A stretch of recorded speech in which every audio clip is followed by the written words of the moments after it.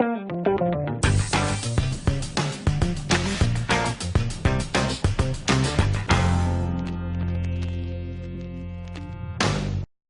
Niger, le secteur de l'agriculture est confronté à un problème de financement qui freine son développement. Les institutions financières deviennent de plus en plus réticentes quant au financement des producteurs agricoles. Pourtant, l'agriculture constitue la principale activité pour plus de 80% de la population nigérienne selon l'INS. Conscient de son importance dans le développement économique du pays, le programme de productivité agricole en Afrique de l'Ouest, PPAO, dote les producteurs avec des intrants agricoles et aussi des cheptels. Nous avons soutenu 81 groupements féminins à travers les 3 régions du pays, notamment Zander, Dosso et Tillabéri, où on a diffusé les chèvres de Maradi. On a commencé avec un noyau de 2850 chèvres. Donc l'équipe comprenait 2 chèvres et un bouc qu'on donnait à une femme. Donc la liste des premiers bénéficiaires, après une première mise bas, donc les rejetons après sévrage, passe à une deuxième liste. Donc il y a des communes où ils sont passés avec les systèmes Habanaï à 4-5 listes. Aujourd'hui, nos dernières statistiques avec nos vulgarisateurs à la base qui suivent ces animaux sur le plan de natalité et mortalité, ils nous ont fait en tout cas notre rapport en 2017 a ressorti plus de 13 000 têtes de chèvres qui circulent auprès de ces femmes-là, donc en termes de renforcement des capacités. En dehors des chèvres, donc nous avions aussi initié avec l'appui de la Banque mondiale à soutenir les femmes de la région de Maradi et de Tawa pour appuyer l'agriculture traditionnelle. Donc, comme vous savez, au Niger, l'agriculture, qu'elle soit moderne ou traditionnelle, en tout cas, est pourvoir des ressources au niveau de nos ménages familiaux. Et dans ce sens, nous avions diffusé dans la région de Maradi et Tawa en test avec l'appui du WAP 625 coqs de race Isa Brown avec 2500 poules locales. Donc chaque femme a reçu 4 poules locales plus un coq de race Isa. Aujourd'hui aussi, vraiment les conditions de vie de ces femmes-là s'est nettement améliorées parce qu'il y a d'autres femmes qui sont même en train de mener d'autres activités génératrices de revenus en termes de génération de ressources avec les sous-produits utilisés par la vente des œufs et des poules. Par rapport à la distribution des chèvres, qui est en tout cas les maillons les plus importants, donc nous, de concert avec les autorités locales des communes concernées, les services techniques, notamment les services de l'élevage, du développement social, donc un comité est toujours mis en place puisque nous, la banque vise la vulnérabilité des ménages. Donc on demande une sélection au niveau de ces services qui connaissent en réalité toutes les femmes. Donc au niveau des ménages, ils nous font un premier recensement avant notre passage et nous passons, on étudie, on corrige les recensements, s'il est bon, on les valide et maintenant il y a une fiche qui est sortie, une liste qui est là avec des risques secondaires qui restent en attente. Donc vraiment c'est des concerts avec les autorités locales, les mairies, etc. Surtout les maires, ils sont au devant, ils président même le comité de sélection. Aujourd'hui, si je vous dis, on avait voyagé avec un sociologue dans la zone de Birningauré, qui était au début dans la mission de recensement des bénéficiaires des chèvres rousses. Mais, ma foi, l'année passée, quand on était parti, il faisait partie de la mission Banque mondiale. Il était surpris de voir ces femmes bien habillées, parce que lui-même, il a pris la parole pour dire que sur le plan sociologique, il est satisfait. Parce qu'à son arrivée, les femmes étaient mal habillées, étaient mal sous-alimentées, mais dès qu'il a vu, il a crié. Il dit que le pari est gagné. Le PPAO fournissait des intrants et à la fin de la récolte, le PPAO rachetait la production, qu'il remettait également à la disposition des producteurs gracieusement des villages déficitaires. Donc je disais tantôt, c'est environ plus d'1 milliard de francs CFA qui ont été en tout cas mis dans cette opération. Et pour 2017, il y a eu une innovation qui a eu lieu dans le cadre de la distribution de semences. Nous avons conduit une opération qu'on appelle e-voucher au niveau de 4 communes. Au niveau de ces 4 communes, c'est notamment la commune de Dagol, la commune de Moko, la commune de Ouacha et la commune de Dogo. Au niveau de ces communes, donc, nous avons identifié des producteurs à qui nous avons remis des semences de contre-saison. C'est généralement 5 kg de niébé, 15 kg de maïs, 60 sachets de 10 grammes de semences potagères, 5 kg de 15-15. Donc ces intrants ont été remis par voie électronique, par bon électronique. C'est-à-dire que c'est des messages qui ont été libérés auprès des producteurs qui viennent récupérer leurs intrants. Donc nous avons constaté qu'avec ce système-là, les gens, ils arrivent à avoir les semences à temps. Les semences qui sont prévues pour les personnes ciblées également sont telles qui reçoivent les semences, donc pas une autre personne. Ensuite, ces semences qui sont fournies sont des semences de qualité parce que ce sont des semences qui ont été contrôlées avant qu'elles ne soient fournies.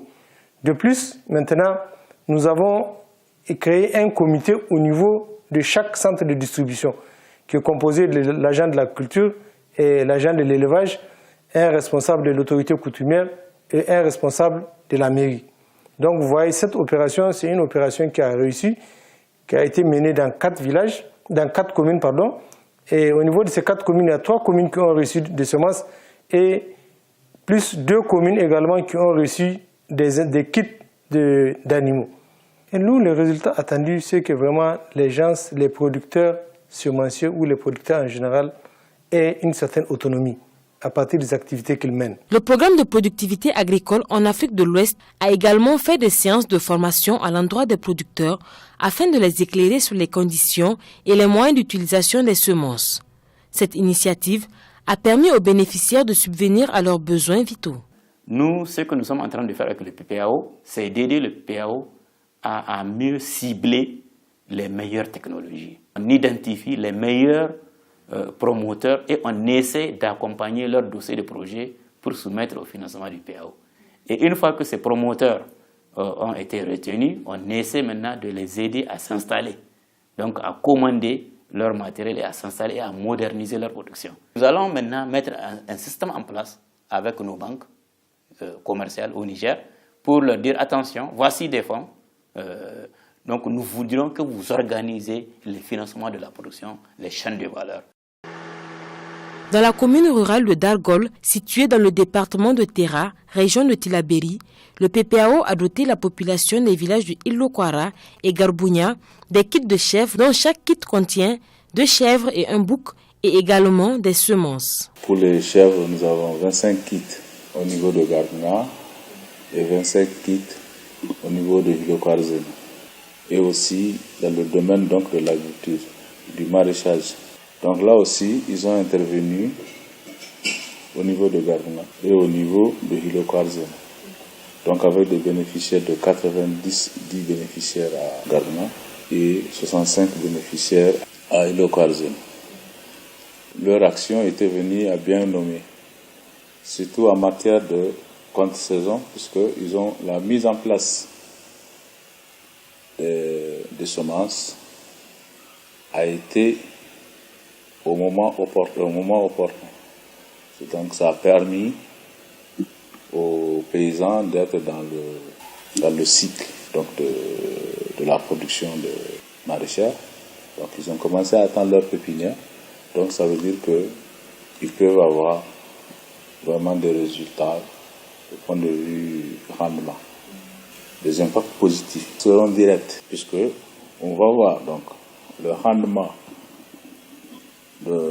des cultures qui va augmenter, le rendement même du lait au niveau de la chèvre rousse et les mises bas qui vont augmenter. Il y aura un impact global au niveau donc de la commune parce que ça va engendrer des ressources au niveau donc de cette frange féminine qui vont avoir des revenus importants et il va avoir aussi un impact dans la nutrition, c'est-à-dire que les gens vont consommer des légumes, les enfants vont consommer des légumes, ils vont consommer du lait, donc pour aussi lutter contre la malnutrition. Ces dotations du PPAO en kit de chèvres et en semences ont permis aux bénéficiaires d'accroître leur production tout en gagnant un bon revenu qui leur permet de subvenir à leurs besoins.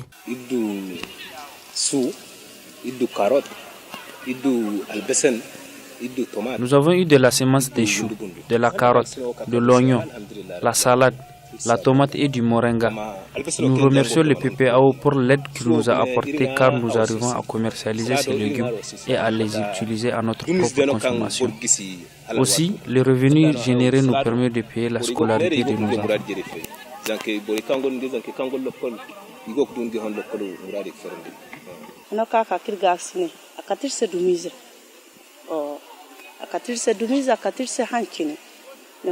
Nous avons bénéficié des kits de semences et des chèvres grâce à l'appui du PPAO. Après, nous avons récolté la production que nous avons ensuite vendue. Nous remercions le PPAO.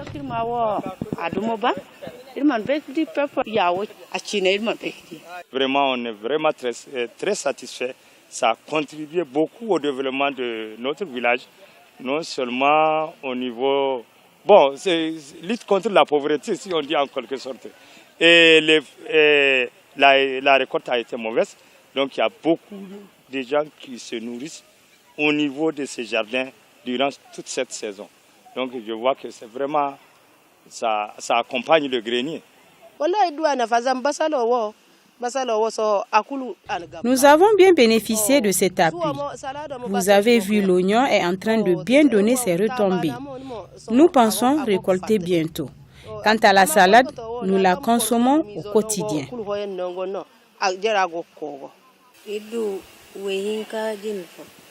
Nous avons reçu des caprins dont un mâle et 2 femelles.